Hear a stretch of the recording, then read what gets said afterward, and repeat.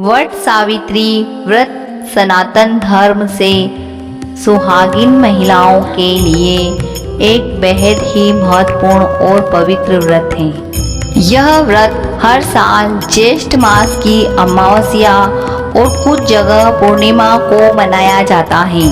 इस दिन महिलाएं अपने पति की लंबी आयु के लिए, सुख समृद्धि के लिए बरगद के पेड़ की पूजा करती हैं और वह सावित्री की कथा सुनती हैं। इस व्रत की पौराणिक कथा इस प्रकार है। मद्र देश में एक धर्मात्मा राजा अश्वपति रहते थे और उनकी कन्या का नाम सावित्री था। राजा अश्वपति के कोई संतान नहीं थी।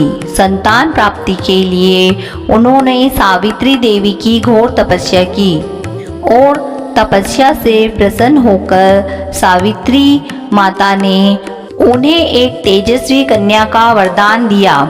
देवी की कृपा से जन्म लेने के कारण उस सुंदर कन्या का नाम सावित्री रखा गया। सावित्री जब विवाह योग हुई तो राजा अश्वपति ने उन्हें अपने लिए सुयोग्य वर चुनने की स्वतंत्रता दी।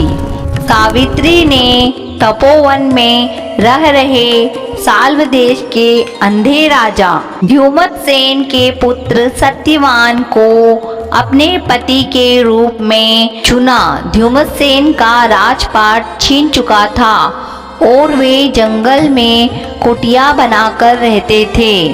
जब सावित्री के महल लौटकर अपने निर्णय के बारे में बताया तो वहां मौजूद देव ऋषि नारद चौंक गए। नारद जी ने अश्वपति से कहा, हे राजन, सावित्री ने वर चुनने में बहुत बड़ी भूल कर दी है। सत्यवान सर्वगुण संपन्न धर्मात्मा और बलवान तो हैं, लेकिन वह अल्पायु हैं। आज से ठीक 1 वर्ष बाद उसकी मृत्यु हो जाएगी। यह सुनकर राजा अश्वपति बेहद ही चिंतित हो गए और उन्होंने सावित्री को किसी अन्य पुरुष को चुनने की सलाह दी, लेकिन सावित्री अपने निर्णय पर अटल थी। उन्होंने कहा, पिताजी, हिंदू धर्म में कन्या एक ही बार वर का वरण करती हैं। अब चाहे जो हो, मेरे पति सिर्फ सत्यवान ही होंगे, अन्यथा कोई नहीं। विवश होकर राजा अश्वपति ने सावित्री और सत्यवान का विवाह कर दिया। सावित्री विवाह के बाद सावित्री अपने राजसी ठाट बाट को छोड़कर अपने सास ससुर और पति के साथ जंगल में कुटिया में रहने लगी। वह दिन रात अपने अंधे सास ससुर की सेवा करती, लेकिन उसके मन में नारद जी की कही हुई बात हमेशा गूंजती रहती। जैसे जैसे सत्यवान की मृत्यु का समय नजदीक आने लगा, सावित्री की व्याकुलता बढ़ती जा रही थी। सत्यवान की मृत्यु के 3 दिन पहले से ही सावित्री ने अन्य जल त्याग दिया। त्रिगुण व्रत अर्थात कठोर उपवास शुरू कर दिया। नारद जी की भविष्यवाणी के अनुसार वह दिन आ गया जब सत्यवान की आयु समाप्त होने वाली थी। उस दिन सत्यवान लकड़ी काटने के लिए जंगल जाने लगा। सावित्री ने भी उसके साथ जाने का हठ किया। सास ससुर की आज्ञा लेकर वह भी सत्यवान के साथ जंगल चली गई। जंगल में लकड़ी काटते काटते अचानक सत्यवान के सिर में भयानक दर्द होने लगा। वह व्याकुल होकर कुल्हाड़ी छोड़कर बैठ गया। सावित्री ने उसे सहारा दिया और एक वट बरगद के पेड़ के नीचे सत्यवान का सिर अपनी गोद में रखकर बैठ गई। कुछ ही क्षणों में वहां साक्षात यमराज प्रकट हुए। यमराज ने सत्यवान के शरीर से उसके सूक्ष्म प्राण को निकाला और उसे अपने पाश में बांधकर दक्षिण दिशा की ओर चलने लगे। अपने पति के प्राणों को जाते देख सावित्री भी यमराज के पीछे पीछे चल पड़ी। यमराज ने उन्हें रोका और कहा, हे देवी, तुम जीवित हो, तुम मेरे पीछे नहीं आ सकती हो। सत्यवान का पृथ्वी पर समय पूरा हो चुका है। सावित्री ने अत्यंत विनम्रता से और बुद्धिमता से उत्तर दिया, हे धर्मराज, जहाँ मेरे पति जाएंगे वहाँ जाना मेरा कर्तव्य है। पत्नी का धर्म पति का साथ निभाना है। सावित्री की पतिव्रत शक्ति और मीठी वाणी से यमराज अत्यंत ही प्रभावित हुए। यमराज ने कहा, सावित्री, मैं तुम्हारे पतिव्रत धर्म से प्रसन्न हूँ। तुम सत्यवान के प्राणों के बदले मुझसे कोई भी 3 वरदान मांग लो, लेकिन सत्यवान के प्राण मत मांगना। सावित्री ने चतुराई से एक एक करके वरदान मांगे। सावित्री ने पहला वरदान मांगा, मेरे अंधे सास ससुर की आंखों की रोशनी वापस आ जाए और वे स्वस्थ हो जाए। यमराज ने कहा, तथास्तु। दूसरा वरदान मांगा, मेरे ससुर का खोया हुआ राजपाट उन्हें वापस मिल जाए। यमराज ने कहा, तथास्तु। फिर सावित्री ने अपना तीसरा वरदान मांगा।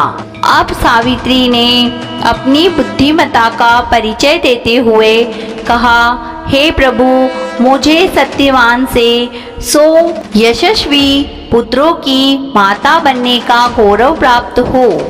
यमराज ने बिना सोचे समझे भावुकता में कह दिया, तथास्तु। तीसरा वरदान देने के बाद जैसे ही यमराज उसके पति को लेकर आगे चले, सावित्री फिर उनके पीछे चलने लगी। यमराज ने कहा, अब तुम पीछे क्यों आ रही हो?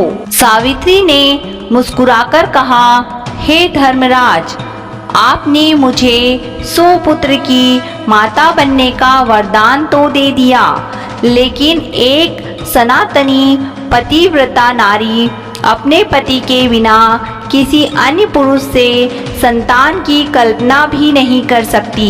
इसलिए आपका यह वरदान तभी पूरा हो सकता है जब आप मेरे पति सत्यवान को जीवित करोगे, अन्यथा आपका वरदान झूठ हो जाएगा।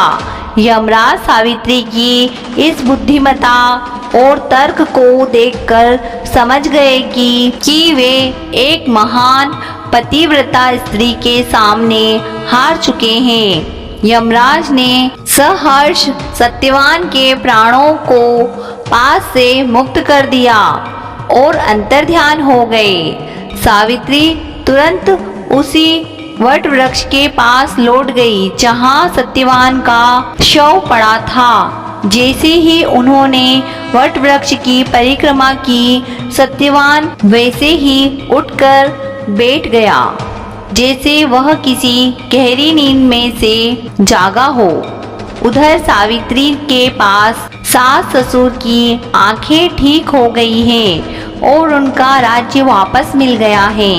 इस प्रकार की खबर आई और सावित्री अपने पति को घर लेकर अपने महल चली गई और सुख समृद्धि के साथ रहने लगी। इस प्रकार सावित्री ने अपनी पतिव्रता धर्म और बुद्धिमत्ता से अपने पति के प्राण वापस ही नहीं लिए, बल्कि अपने पति की आयु को 100 वर्ष और लंबा कर दिया, क्योंकि जब तक उसको 100 पुत्र प्राप्त नहीं हो जाते तब तक उसके पति और उसके प्राण रहेंगे। सावित्री ने बरगद के पेड़ के नीचे ही अपने पति के प्राण वापस पाए थे और वट वृक्ष त्रिदेवों ब्रह्मा विष्णु महेश का रूप माना जाता है।